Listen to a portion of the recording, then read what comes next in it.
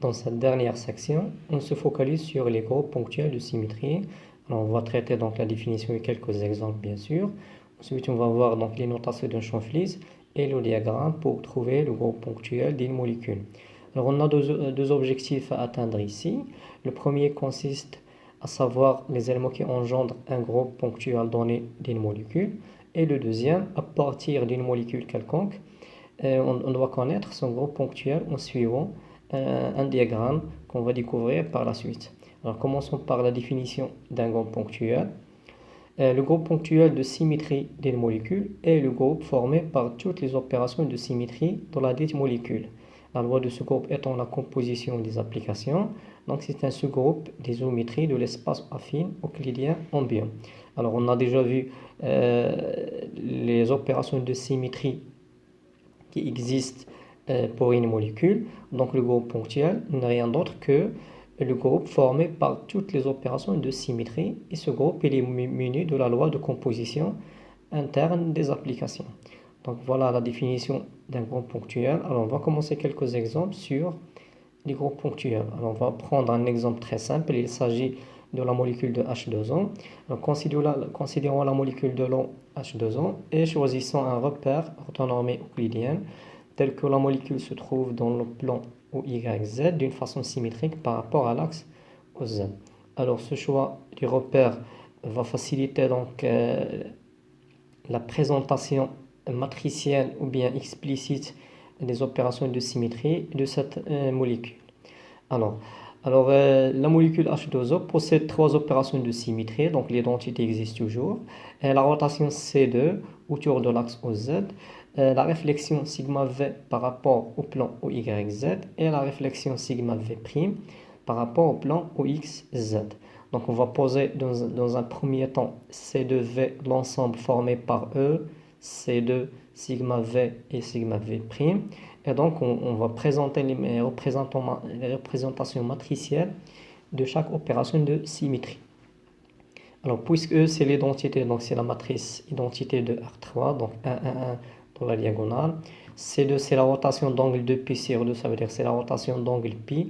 Donc cosinus de π c'est moins 1 et sinus de π c'est 0. Donc voilà moins 1 et 1 dans la diagonale et 0 partout. Sigma V c'est la réflexion par rapport au plan OYZ, donc la variable qui manque dans le plan c'est X. Donc à la place de X on a moins 1 et 1 pour les autres. Et finalement sigma V', donc c'est la réflexion par rapport au plan OXY, donc c'est dans la variable Y qu'on va mettre moins 1 et 1 pour les autres. Alors à partir de ces représentations matricielles, on va calculer le produit entre les opérations de symétrie pour la molécule H2O. Alors par le produit matriciel, on trouve que donc sigma V composé avec C2, c'est C2 composé avec sigma V est égal à sigma V'. Donc puisque les matrices, donc toutes les matrices sont diagonales, donc le produit matriciel est simple.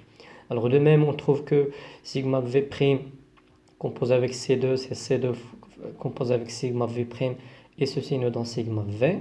Et troisièmement, donc sigma V' fois sigma V, c'est sigma V' et c'est la rotation C2.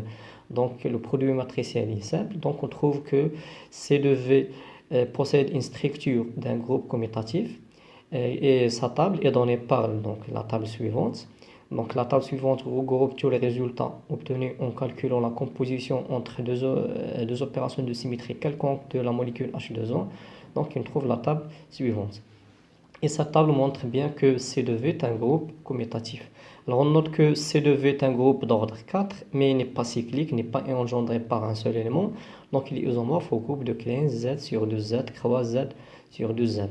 Donc voilà, donc on a pris un exemple très simple d'une molécule H2O qui contient que trois opérations de symétrie, une rotation et deux réflexions. Et on a pu donc donner les représentations matricielles pour ces opérations de symétrie. Et ensuite, on a montré que l'ensemble formé par ces opérations de symétrie possède la structure d'un groupe commutatif. Alors, ce parcours n'est pas possible pour n'importe quelle molécule parce qu'il existe des molécules qui possèdent plusieurs opérations de symétrie. Donc, on ne peut pas faire une étude ou bien une représentation pour chaque opération de symétrie et une étude détaillée de l'ensemble formé par ces opérations de symétrie. Donc c'est ça l'objectif principal du groupe ponctuel. Il consiste à trouver le groupe ponctuel d'une molécule, ça veut dire le groupe formé par toutes les opérations de symétrie, mais en étudiant seulement quelques opérations de symétrie essentielles dans la molécule. Voilà, donc d'y créer une molécule par une liste de toutes ces opérations de symétrie, donc qui est parfois longue, donc comme l'exemple de la molécule PCl5.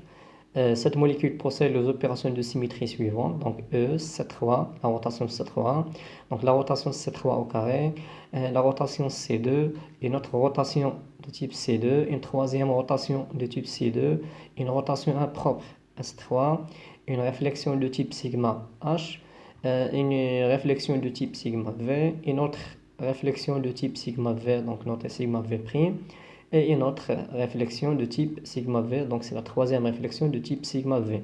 Donc voilà, donc chaque opération de symétrie donc, est notée dans le diagramme suivant pour avoir une idée sur l'élément de symétrie de chaque opération de symétrie. Donc voilà, donc un exemple d'une molécule qui possède donc une variété d'opérations de symétrie.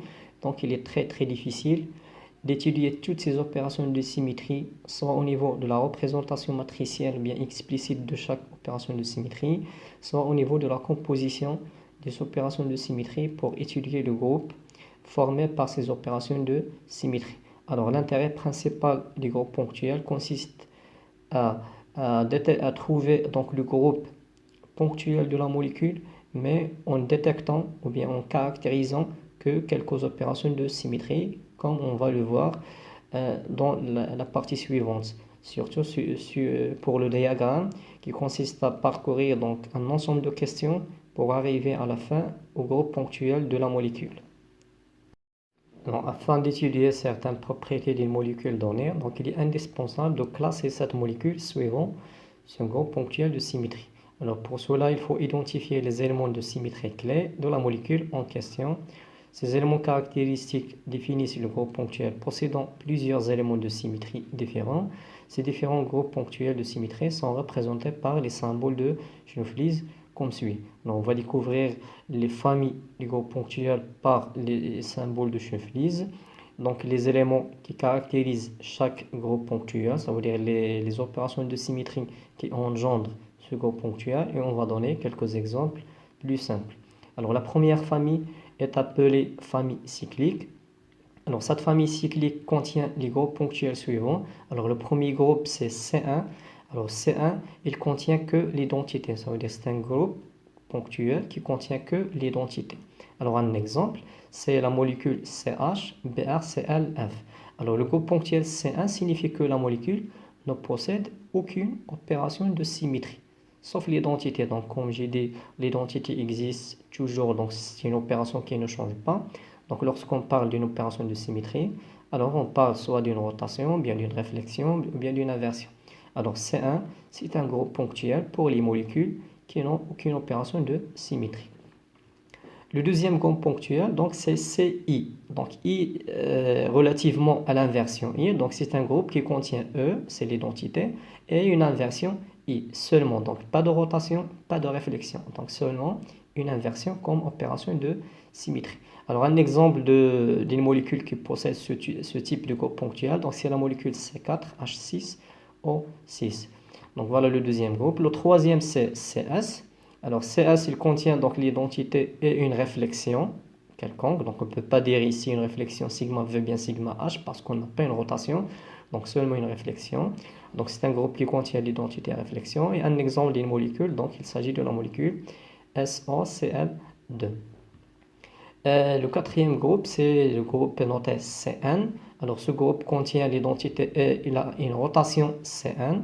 Donc un exemple, c'est la molécule H2O. Donc seulement une rotation, donc pas de réflexion sigma V, pas de réflexion sigma H. Donc voilà l'exemple, c'est H2O2.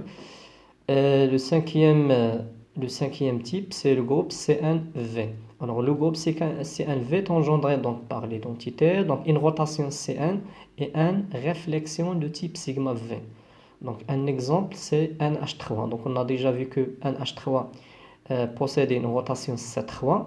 Donc l'indice de la rotation c'est 3. Donc, automatiquement, on a 3 réflexions de type sigma V. Donc, il faut noter aussi que le nombre de réflexions sigma V, c'est l'indice de la rotation. Donc, par exemple, une fois vous avez C5, donc pour avoir un groupe de type C5V, on doit avoir une rotation C5 et 5 réflexions de type sigma V. Et le dernier groupe, c'est le groupe C1H. Alors, le groupe C1H est engendré par donc, la rotation C1 et une seule réflexion de type sigma H. Donc, un exemple, c'est le groupe C2H2Cl2. Donc, il faut faire la différence entre C1H et C1V. Donc, les deux contiennent donc, une rotation C1. La différence au niveau des réflexions. C1H, il contient une seule réflexion de type sigma H, alors que C1V, donc, il contient une réflexion de type sigma V. La deuxième famille est appelée famille linéaire. Cette famille regroupe donc les molécules linéaires, ça veut dire les molécules dont tous les atomes se trouvent sur la même droite. Alors on n'a que deux types de groupes. Alors le premier type c'est dès l'infini H.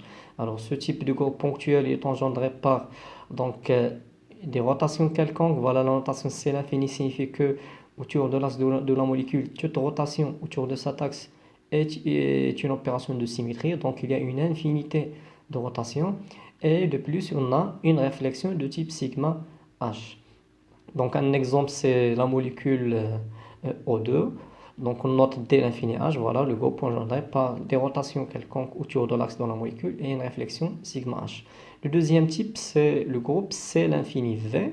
Donc ce groupe il est engendré de même par des rotations quelconques en nombre infini. Donc voilà la notation C l'infini et une réflexion de type sigma V. Alors un exemple, c'est la molécule HF. Donc voilà, pour la famille linéaire, donc on n'a que deux situations. Donc les deux possèdent donc un axe de type C l'infini, autour duquel donc n'importe quelle rotation est une opération de symétrie. Donc il reste la différence au niveau des réflexions. Alors si la molécule possède une réflexion de type sigma H, donc on a le groupe D l'infini H. Si la molécule possède une réflexion de type sigma V, donc on a le groupe ponctuel, c'est l'infini V. La troisième famille, c'est la famille dièdre. Alors, cette famille contient 3 groupes. Alors, le premier groupe ponctuel est noté D1. Alors, ce groupe il est caractérisé par donc, une rotation C1, une rotation de type C2 dont l'axe est perpendiculaire à la rotation principale C1. Et un exemple, c'est la molécule C12H10. Donc le groupe ponctuel D1, donc il contient une rotation C1, mais une rotation C2 perpendiculaire à la rotation C1. Par exemple, D3, donc D3 il est caractérisé par une rotation C3 et 3 rotations C2 perpendiculaires à la rotation C3. Donc lorsqu'on dit une rotation perpendiculaire, alors on parle des axes, d'accord? Donc un exemple, c'est C12H10. Le deuxième type, c'est DNH. Alors, DNH aussi, donc, il est caractérisé par une rotation C1, une rotation C2 perpendiculaire à C1 et une réflexion de type sigma H. Donc, un exemple, c'est C2H4, la molécule C2H4. Donc, DNH, donc, il contient les éléments de D1. En plus de ça, donc, il contient une réflexion sigma H. Et le troisième type, c'est le groupe DND. Alors, le groupe DND est engendré par donc, une rotation C1, une rotation C2 perpendiculaire à C1 et une réflexion de type sigma D. Alors, un exemple, c'est la molécule C3H4. Alors, en comparant ces 3 groupes, alors on remarque que on a toujours une rotation C1 et une rotation C2 perpendiculaire à C1. Ça, ce sont les éléments qui sont partagés entre ces 3 groupes. Alors, la différence, c'est au niveau des réflexions. Alors, si on a une réflexion de type sigma H, alors on a DNH. Si on a une réflexion de type sigma D, alors on a DND. Et si le groupe ne possède aucune réflexion, alors on a tout simplement DN. La quatrième famille, c'est la famille Speggel. Cette famille contient un seul type de groupe ponctuel, donc c'est le groupe SN. Alors le groupe SN, il est caractérisé par une rotation, une seule rotation, un propre SN. Alors un exemple, c'est C24, H20B. Alors voilà, donc le groupe SN, donc il est engendré par un seul élément, à savoir une rotation, un propre SN.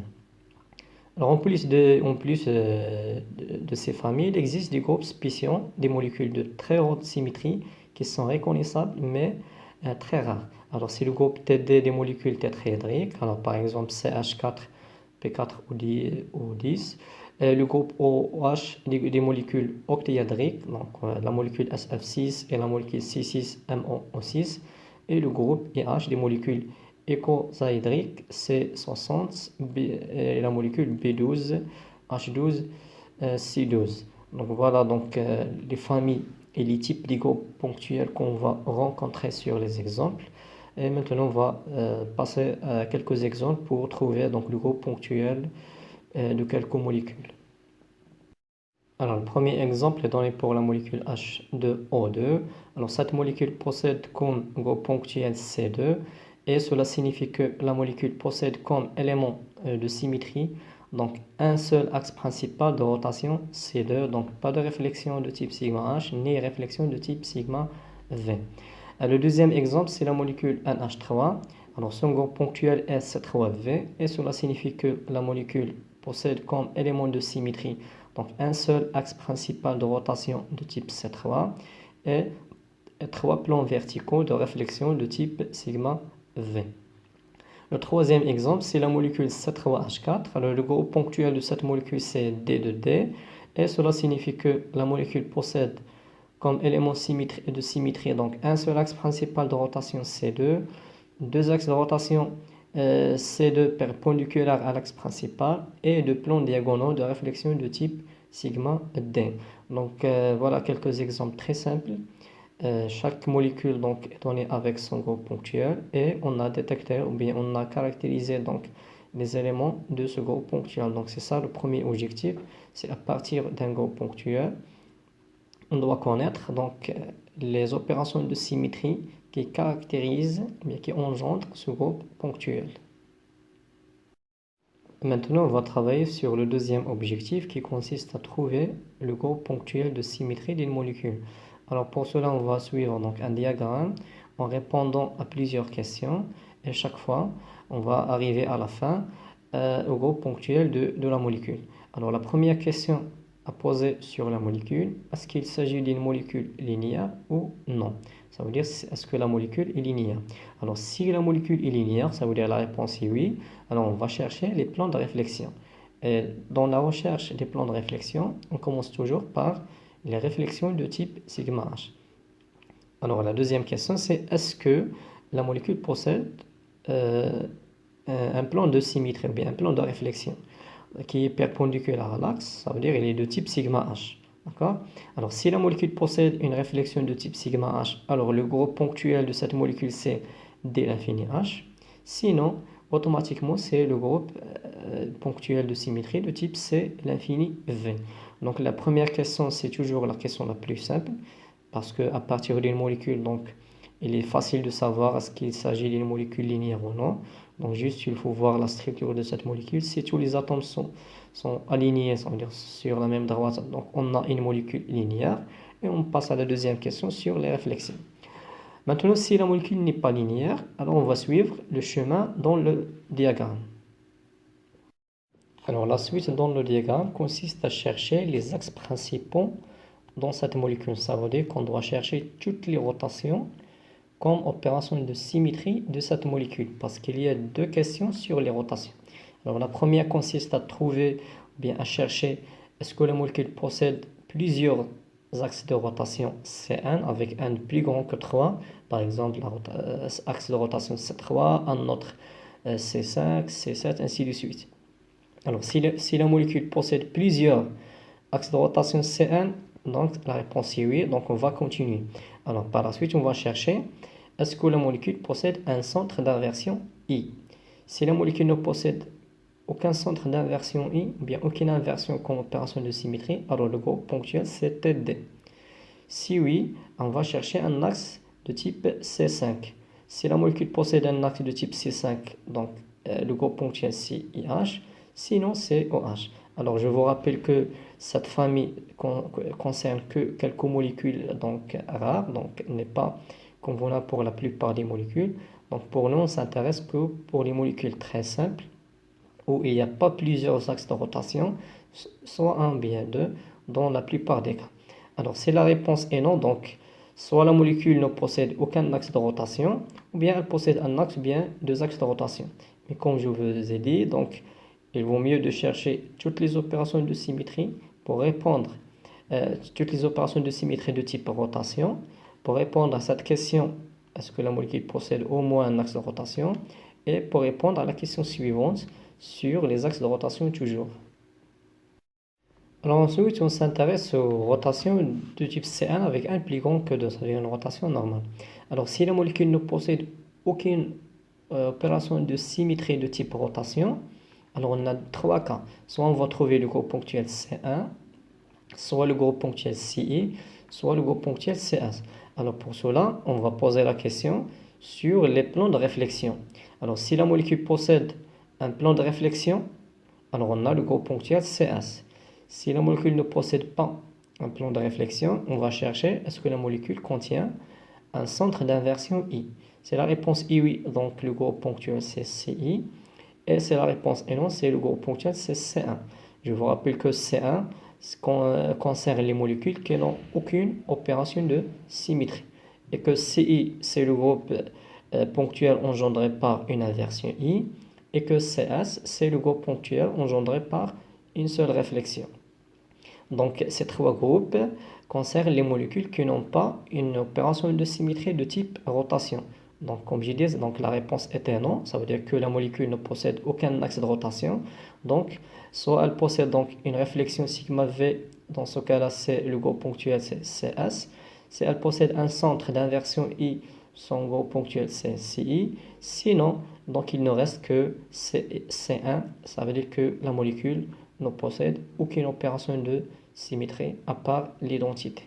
Donc voilà pour les molécules qui n'ont pas un axe de rotation C1.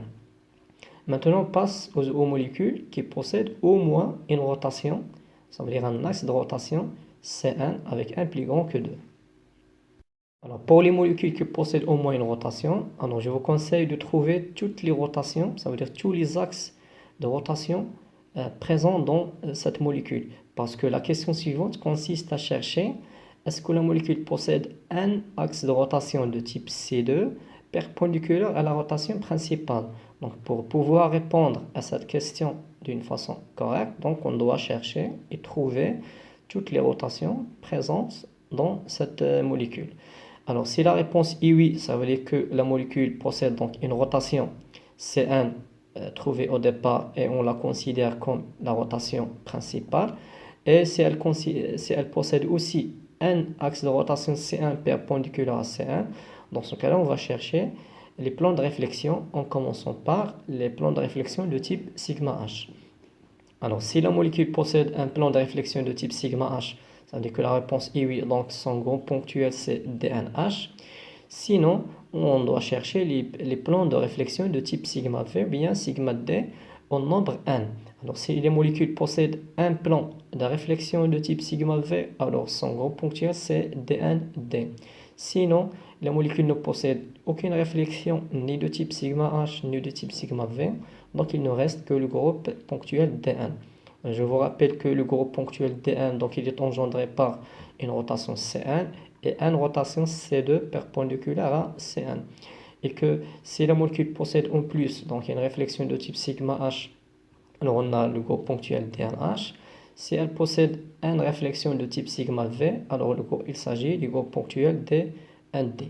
Alors ces trois groupes donc concernent les molécules qui possèdent donc au moins une rotation C1 avec un c'est le plus grand et c'est la rotation principale. Et de plus de ça, donc elle possède aussi donc un axe de rotation C2 perpendiculaire à C1. Alors il nous reste le cas où la molécule ne possède pas de rotation C2 perpendiculaire à C1. Donc on va continuer le diagramme.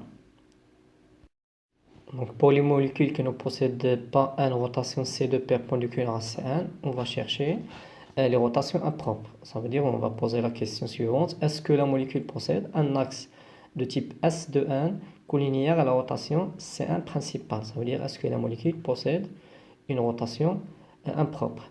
Alors si oui, on s'intéresse au plan de réflexion.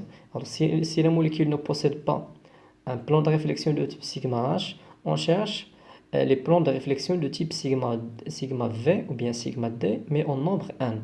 Alors, si la molécule possède un plan de réflexion sigma V, donc on retrouve le groupe DND, comme dans les cas précédents. Sinon, donc on a le groupe ponctuel S de n, et je vous rappelle que ce groupe, donc il est engendré par une seule rotation impropre de type S de n. Alors, si la molécule ne possède pas une rotation impropre, ça veut dire que la réponse est non. Alors, on va chercher les plans de réflexion en commençant par les réflexions de type sigma H. Alors, si la molécule possède un plan de réflexion de type sigma H, c'est que son groupe ponctuel c'est CNH. Sinon, on cherche les plans de réflexion de type sigma V. Alors, si la molécule possède un plan de type sigma V, alors son groupe ponctuel c'est CNV. Sinon, il nous reste le dernier groupe ponctuel c'est CN. Alors, je vous rappelle que CN, donc c'est le groupe ponctuel engendré par une rotation CN. Le groupe ponctuel CNH, donc il est engendré par une rotation CN et une réflexion sigma H, alors que le groupe ponctuel CNV, il est engendré par une rotation CN, mais et une réflexion de type sigma V. Alors maintenant, on va appliquer le diagramme précédent pour trouver les groupes ponctuels de quelques exemples de molécules. Alors le premier exemple concerne la molécule H2O. Alors cette molécule n'est pas linéaire. Donc voilà la réponse de la première question. Est-ce que la molécule est linéaire ou non? Donc la molécule n'est pas linéaire. La deuxième réponse, la molécule possède un axe de rotation C2, c'est l'axe principal. Donc c'est la réponse sur la question d'existence de rotation comme opération de symétrie pour cette molécule.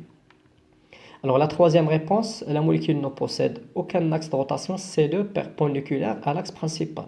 Donc c'est la question sur les rotations perpendiculaires. Et quatrièmement, la molécule ne possède aucun plan de réflexion horizontale de type sigma H. Et dernièrement, la molécule possède deux plans de réflexion verticaux, ça veut dire deux plans de type sigma V. Donc, le groupe ponctuel de cette molécule, c'est C2V. Alors, je vous rappelle que la première chose à commencer, c'est de savoir est-ce que la molécule est linéaire ou non. Ensuite, on cherche toutes les rotations. Alors, en commençant par trouver au moins une rotation, si elle existe bien sûr. Si elle existe, on cherche les rotations perpendiculaires. S'il existe bien, sinon, ensuite on passe aux réflexions en commençant toujours par les réflexions de type sigma H et on passe aux réflexions de type sigma V. Donc voilà la méthode pour trouver le groupe ponctuel d'une molécule.